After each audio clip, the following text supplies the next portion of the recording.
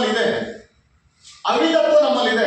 ದೇವರು ಸರಿಯಾದ ಮಾರ್ಗದಲ್ಲಿ ನಮ್ಮನ್ನು ನಡೆಸಿದ್ರು ನಾವು ಹಲವು ಸಾರಿ ದೇವರಿಗೆ ವಿರುದ್ಧವಾಗಿ ದೇವರ ಮಾತನ್ನು ಕೇಳದೆ ಇಲ್ಲಿರುವ ಕೆಲವರು ಮಾತ್ರ ದೇವರ ವಾಕ್ಯಕ್ಕೆ ವಿಧೇಯರಾಗದೆ, ದೇವರು ಏನು ಹೇಳ್ತಾನೆ ಅದನ್ನು ಪಾಲಿಸದೆ, ಅದನ್ನು ಪಾಟಿಸದೆ, ಆತನ ತಿದ್ದುಪಾಟಿಗೆ ಒಳಗಾಗದೆ, ಆತನ ಗದರಿಸುವಿಕೆಗೆ ಒಳಗಾಗದೆ ಇಲ್ಲಿವರೆಗೂ ನಡೆದು ಬಂದಿದ್ದೀರಾ. ಇನ್ನೂ ದೇವರ ಕರುಣೆ ನಿಮ್ಮ ಮೇಲೆ ಇದೆ. ಹಲ್ಲೆಲೂಯಾ.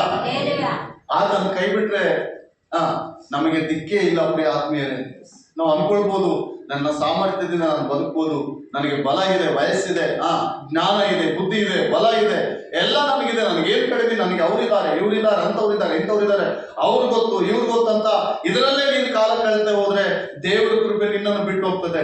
ದೇವರ ಕೃಪೆ ಬಿಟ್ಟು ಹೋದ್ರೆ ನೀನು ಬರೆಯಲಾಗ್ತೀಯ. ದೇವರ ಕೃಪೆ ಒಂದು ಸಲ ಬಿಟ್ಟು ಹೋದ್ರೆ ಹೊಂದಿಕೊಳ್ಳೋದು ತುಂಬಾ ಕಷ್ಟ. ಪ್ರೇರೆ, ನೀವು ಅನ್ಕೊಳ್ಬೋದು ದೇವರ ಕೃಪೆ ಹೆಂಗ ಬಿಟ್ಟು ಹೋಗ್ತದೆ ಪಾಸ್ಟ್ರೆ? ದೇವರು ನಮ್ಮನ್ನು ಕರುಣಿಸಿದಾನೆ, ಮಾರ್ಗದಲ್ಲಿ ನಡೆಸಿದಾನೆ, ನೀನು ಆ ಮಾರ್ಗದಲ್ಲಿ ಇದೆಯಾ? ದೇವರು ನೀನು ನಡೆಸಿಕೊಂಡು ಬಂದಿದ್ದಾನೆ, ಕಳೆದ ವರ್ಷದಲ್ಲಿ ನಡೆಸಿಕೊಂಡು ಬಂದಿದ್ದಾನೆ. ಕಳೆದ ವರ್ಷದಲ್ಲಿ ನಾನು ನಿಮ್ಮ ಮೇಲೆ ತಪ್ಪು ಹೊರಿಸಬೇಕಂತ ಈ ವಾಕ್ಯಗಳು ಹೇಳ್ತಾ ಇಲ್ಲ. ದೇವರ ದೈವಿಕ ಕೃಪೆಗೆ ನಾವು ಪಾತ್ರರಾಗಬೇಕೆಂಬುದಾಗಿ ನಾನು ಈ ವಾಕ್ಯ ಬೋಧಿಸ್ತಾ ಇದ್ದೇನೆ. ಪ್ರೇರೆ, ಗಮನಿಸ್ರಿ, ದೇವರು ನಮ್ಮನ್ನು ನಡೆಸಿಕೊಂಡು ಬಂದ ವಿಧಾನ ಹಲವಾರು. ಆದ್ರೆ ದೇವರ ಮಾತಿಗೆ ನಾವು ಒಳಗಾಗಿದೀವ? ದೇವರ ಮಾತಿಗೆ ಒಳಗಾಗಿದೀವ? ದೇವರ ಮಾತನ್ನು ಕೇಳ್ತಾ ಇದೀವ? ಅವಿಧೇಯರಾಗಿ ಅನೇಕ ಸಲ ದೇವರ ಮಾತಿಗೆ ವಿರುದ್ಧವಾಗಿ ದೇವರ ಮಾತು ಕೇಳದೆ ಅವೆಲ್ಲ ಇಲ್ವಾ ನಮ್ಮಲ್ಲಿ? ಇದುವರೆಗೂ ಒಂದು ಸಮಯ ಇದೆ. ಒಂದು ಸಲ ಆತನ ಕೃಪೆ ನೀನು ಕಳ್ಕೊಂಡ್ರೆ ತಿರುಗಿ ಹೊಂದಿಕೊಳ್ಳಲು ಸಾಧ್ಯವೇ ಇಲ್ಲ. ರಾಜರು ಆತನ ಕೃಪೆ ಕಳ್ಕೊಂಡಿದ್ದಾರೆ. ಸತ್ಯವೇದದಲ್ಲಿ ಸೌಲನೆಂಬ ಒಬ್ಬ ಅರಸನಿದ್ದಾನೆ. ನಮ್ಮೆಲ್ಲರಿಗೆ ಗೊತ್ತಿರುವ ವಿಷಯ. ಸೌಲನೆಂಬ ಒಬ್ಬ ಅರಸನಿದ್ದಾನೆ. ದೇವರ ಕೃಪೆ ಕಳೆದೋಯ್ತು, ಆತನ ಬಿಟ್ಟು ಹೋಯ್ತು. ದೇವರ ಕೃಪೆ ಒಂದು ಸಲ ಸೌಲನ್ ಬಿಟ್ಟು ಹೋಯ್ತು. ಪರಿಸ್ಥಿತಿ ಏನಾಯ್ತು ಗೊತ್ತಾ? ದೇವರ ಕೃಪೆ ಸೌಲನನ್ನು ಬಿಟ್ಟು ಹೋಯ್ತು.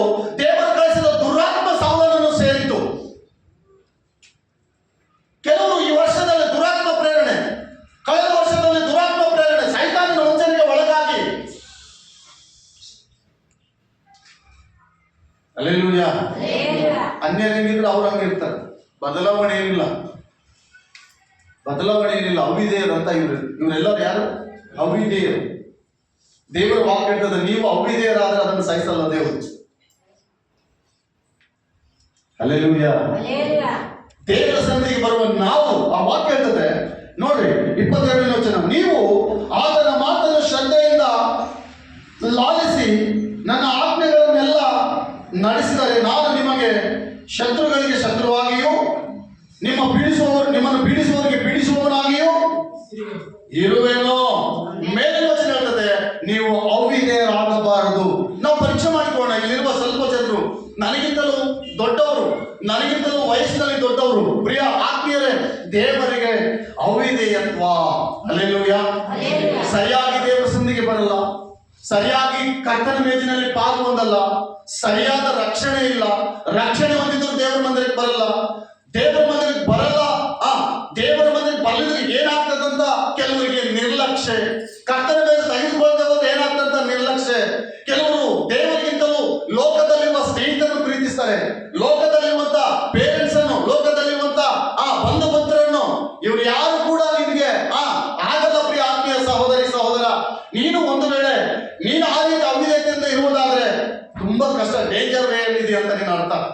ನೀನು ಯಾವಾಗಲೂ ದೇವರಿಗೆ ಒಬ್ಬೆ ಆಗ್ಬೇಕು, ದೇವರಿಗೆ ವಿಧೇಯರಾಗಬೇಕು. ಇದು ದೇವರ ಕಾರ್ಯ, ಇದು ದೈವ ಕೃಪೆ.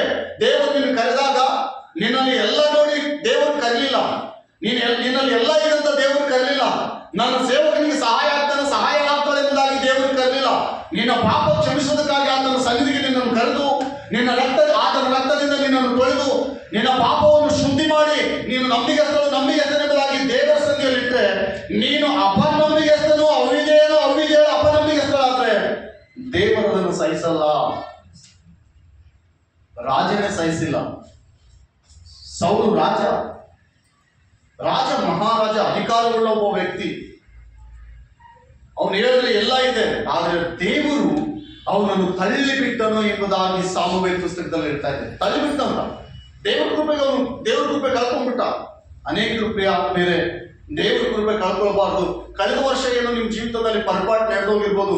ಈ ವರ್ಷದಲ್ಲೂ ತೀರ್ಮಾನ ಮಾಡಿ, ಪ್ರಭಾ ಇನ್ನೆಂದು ನಾನು ನಿನ್ನ ಕೃಪೆ ಕಳ್ಕೊಳ್ಳ, ಸಬ್ಬತ್ತಿನ ದಿನ ನಾನು ಹೊಲ ಮಾಡಲ್ಲ, ನನ್ನ ಮನೆಗೆ ಮಿನಿಸ್ಟರ್ ಬಂದ್ರು ನನಗೆ ಲೆಕ್ಕ ಇಲ್ಲ, ದೇವರ ಸಂಧಿ ನನಗೆ ಬಹಳ ಪ್ರಾಮುಖ್ಯ, ನನ್ನ ಪ್ರಾಣ ಸ್ನೇಹಿತರು ಬಂದ್ರು ನನಗೆ ದೇವರ ಸಂಧಿ ಬಹಳ ಪ್ರಾಮುಖ್ಯ, ನನಗೆ ಯಾರೇ ಬಂದ್ರು ದೇವರ ಸಂಧಿ ಬಿಟ್ಟು ನಾನು ಬದುಕಕ್ಕಾಗಲ್ಲ, ನಿನ್ನ ಸನ್ನಿಧಿಯಲ್ಲಿ ಜೀವಕರ ದೇವರ ವಾಕ್ಯ ಉಂಟಲ್ಲ ಅದನ್ನು ಬಿಟ್ಟು ನಾನು ಹೋಗಲ್ಲ ಎಂಬುದಾಗಿ ಆ ಒಂದು ತೀರ್ಮಾನದೊಂದಿಗೆ ಈ ಹೊಸ ವರ್ಷದಲ್ಲಿ ನೀನು ತೀರ್ಮಾನ ಮಾಡೋದಾದ್ರೆ ದೇವರ ಮತ್ತೆ ಧಾರಾಳವಾದ ಆಶೀರ್ವಾದ ನಿನ್ನ ಮೇಲೆ ಬರ್ತದೆ. ನೀನು ಅದೇ ಅವಿಧತ್ವ, ಅದೇ ಮಂಡತನ ಇರುವುದಾದ್ರೆ ನಿನ್ನಿಂದ ದೇವರ ನಾಮಕ್ಕೆ ದೂಷಣೆ, ನಿನ್ನಿಂದ ದೇವರ ನಾಮಕ್ಕೆ ಅವಮಾನ,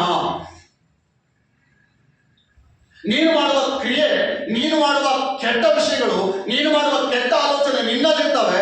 ಸೈತಾನನು ನಿನ್ನನ್ನು ಹೊಡೆದಾಗ ಜನರು ದೇವರು ದೂಷಿಸ್ತಾನೆ. ದೇವರು ನೋಡಪ್ಪ, ದೇವರು ನಂಬಿಟ್ರು, ಆದ್ರೆ ಹಿಂಗ ದೇವರು ನಂಬಿಟ್ರು, ಇಂಥ ರೋಗ ಬಂದ್ಬಿಟ್ಟು, ದೇವರು ನಂಬಿಟ್ರು ಇದಾಗಿಬಿಟ್ರು. ದೇವರು ನಂಬಿದೆಯಾ, ವಾಸಿ ಆಗಿದೆಯಾ, ಚೆನ್ನಾಗಿದೆಯಾ, ಆರೋಗ್ಯ ಬಂದಿದೆಯಾ, ಸಫಲನಾಗಿದೆಯಾ, ಸಫಲ ಎಲ್ಲ ಆಗಿದೆಯಾ, ಆದ್ರೆ ನಿನ್ನ ಕುಟುಂಬದಲ್ಲಿ ಯಾರೋ ಒಬ್ರು ದೇವರಿಗೆ ಅವಿದೆಯರಾದ್ರೆ ಒಂದು ಗ್ಲಾಸ್ ನೀರಲ್ಲಿ ಒಂದು ತಟ್ಟು ವಿಷ ಹಾಕಿದ್ರು, ಗ್ಲಾಸ್ ನೀರಿಗೆಲ್ಲ ವಿಷ.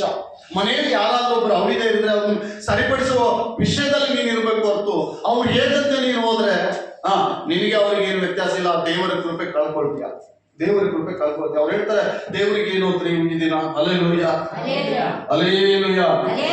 ಕೆಲವೊಬ್ಬರಿಗೆ ಪ್ರಾಣ ಸ್ನೇಹಿತರು ಬಂದ್ಬಿಡ್ತಾರ, ಇವತ್ತು ನಾನ್ ಬಂದಿದ್ದೀನಿ, ನೀನು ದೇವರ ಸನ್ನಿಧಿಗೆ ಹೋಗ್ತೀಯಾ, ನನಗಿಂತ ದೇವರ ಸನ್ನಿಧಿ ಹೆಚ್ಚ ಅಂತ ಹೇಳಿ ಪ್ರಾಣ ಸ್ನೇಹಿತರು ಇಲ್ಲ. ಯಾರೋ ತಂದೆ ತಾಯಿ ಯಾರು ಬಂದಾಗ ನಾವೇನು ಬಂದಾಗ ನಾವೇನ್ ಮಾಡ್ತೀವಿ ಗೊತ್ತಾ, ಇವತ್ತು ಹೋಗಿದ್ರೆ ಏನಾಗಲ್ಲ. ಇದು ಅವಿದೆ ಅಥವಾ ಅಲ್ವಾ ಪ್ರಿಯರೇ? ಇದು ಅವಿದೆ ಅಥವಾ ಅಲ್ವಾ? ಒಂದು ಸೀಕ್ರೆಟ್ ಹೇಳ್ತೀನಿ ಕೇಳ್ರಿ. ದೇವರು ನಿಮಗೆ ರೋಗ ವಾಸಿ ಮಾಡಿ ನಿಮಗೆ ಆರೋಗ್ಯ ಕೊಟ್ಟಾಗ ನೀವು ದೇವರ ಸಂಧಿಯಲ್ಲಿ ಇರ್ತಾರಂತ ಕೊಟ್ಟಿದ್ದು, ಅದನ್ನು ತಿರುಗಿ ಆತನ ತಪ್ಪಿಸ್ ಅನ್ಕೊಳ್ರಿ, ತಿರುಗಿ ಆತನ ಕಸ್ಕೊಂಡು ಅನ್ಕೊಳ್ರಿ. ನೀವು ಎಷ್ಟು ದಿನ ಪ್ರಾರ್ಥನೆ ಮಾಡಿದ್ರೆ ಮತ್ತೆ ಆರೋಗ್ಯ ಹೊಂದಲು ಸಾಧ್ಯ ಇಲ್ಲ. ನೀವು ಎಷ್ಟು ಡಾಕ್ಟರ್ ಹತ್ರ ಹೋದ್ರು, ನಿಮಗೆ ಯಾವ ವೈದ್ಯಕೀಯ ಚಿಕಿತ್ಸೆ ಕೊಟ್ಟರು ಅದು ಗುಣವಾಗಲಾರದಂತ ರೋಗವಾಗಿ ಉಳಿತದೆ ಹೊರತು ಗುಣವಾಗುವ ರೋಗವಂತೂ ಆಗಲ್ಲ. ನನ್ನ ಸೇವೆ ಜೀವಿತದಲ್ಲಿ ಅನೇಕರಿಗೆ ದೇವರು ಆರೋಗ್ಯ ಕೊಟ್ಟಿದ್ದಾನೆ, ಪ್ರಾರ್ಥನೆ ಕೇಳಿ ಆರೋಗ್ಯ ಕೊಟ್ಟಿದ್ದಾನೆ, ಪ್ರಾರ್ಥನೆ ಕೇಳಿ ಸಮಾಧಾನ ಕೊಟ್ಟಿದ್ದಾನೆ, ಪ್ರಾರ್ಥನೆ ಕೇಳಿ ಮಕ್ಕಳನ್ನು ಕೊಟ್ಟಿದ್ದಾನೆ, ಇನ್ನೊಂದು ಎಲ್ಲ ಕೊಟ್ಟಿದ್ದಾನೆ. ಆದ್ರೆ ಕೆಲವೊಬ್ಬರು ಏನ್ ಮಾಡಿದ್ರು, ಅದನ್ನು ನಿರಾಕರಿಸಿದ್ರು, ಮತ್ತೆ ರೋಗ ಬಂತು. ಮತ್ತೆ ಪ್ರಾರ್ಥನೆ ಮಾಡಪ್ಪ, ಪ್ರಾರ್ಥನೆ ಮಾಡೋದು ನಂದು ಒಂದು ಅಸೆ, ನಾನು ಪ್ರಾರ್ಥನೆ ಮಾಡ್ಬೋದು ಸೇವಕನ, ಆದ್ರೆ ಸ್ವಸ್ಥ ಮಾಡುವುದು ಬಿಡುವುದು ಯಾಕೆ ಇದೆ? ನೀನು ಫಸ್ಟ್ ತಪ್ಪಿಸ್ಕೊಂಡ್ಬಿಟ್ಟಿದೀಯ. ಈಗ ನಿನ್ನ ಮನೆಯಲ್ಲಿ ಒಂದು ಆಳಿದೆ, ನಿಮ್ಮ ಮನೆಯಲ್ಲಿ ಒಬ್ಬ ಆಳಿದಾನೆ, ತುಂಬಾ ಬಿಸ್ನೆಸ್ ಬಹಳ ನೀಟಾಗಿ ನಡೀತಾ ಇದೆ.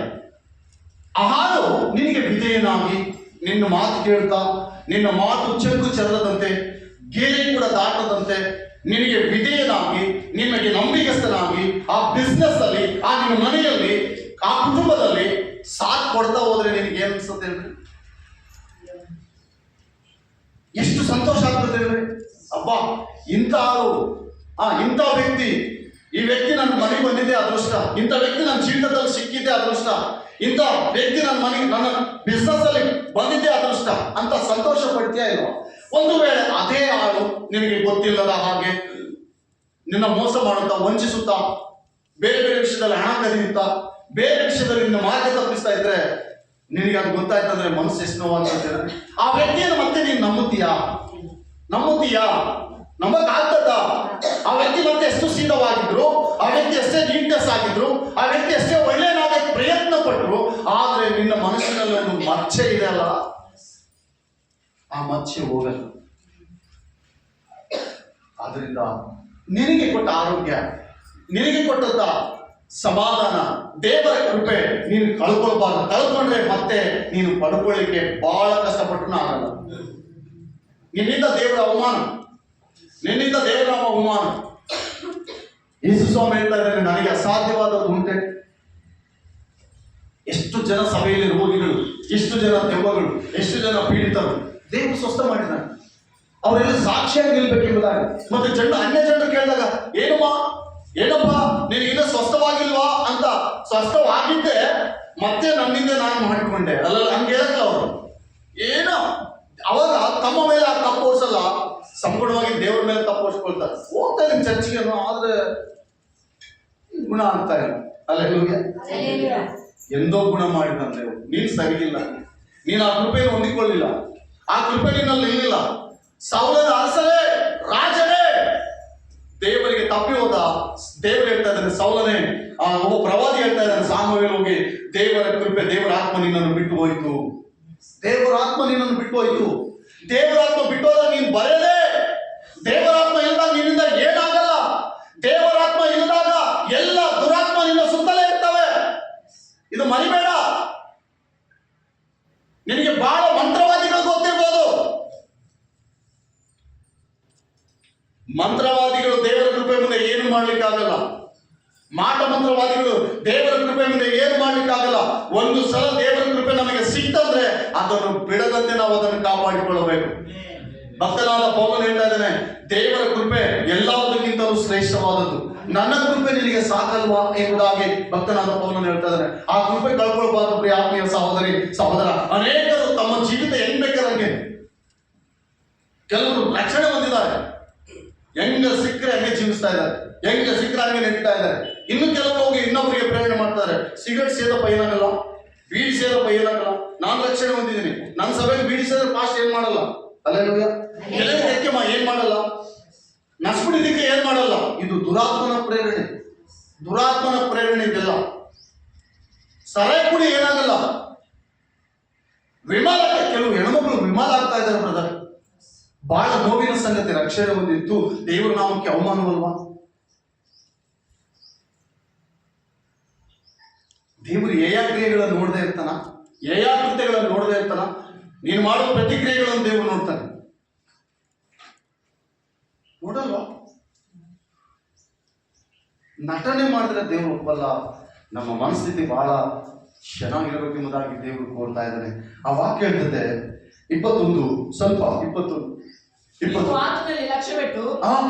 ಏನ್ ಮಾಡ್ಬೇಕಂತ ನಾವು ಎಷ್ಟು ಒಂದು 10 ವರ್ಷ ಆಗಿರ್ಬೋದು ಹಿಂಗೆ ವಾಕ್ಯ ಬೋಧಿಸ್ತಾ ಇದ್ದೀನಿ. ಅವ್ರು ಹಂಗೇ ಅವಿದ್ಯರಾಗ್ತಾ ಇದ್ದಾರೆ, ಹಂಗೇ ಅವಿದ್ಯರಾಗ್ತಾರೆ, ಹಂಗೇ ಜಾರಿಗೆ ಹೋಗ್ತಾ ಇದ್ದಾರೆ. ಇವ್ರ ಹೆಸರು ಬೈಬಲ್ ಅಲ್ಲಿ ಒಂದು ಬರೆಯಲ್ಪಟ್ಟಿದೆ, ಜಾರರು.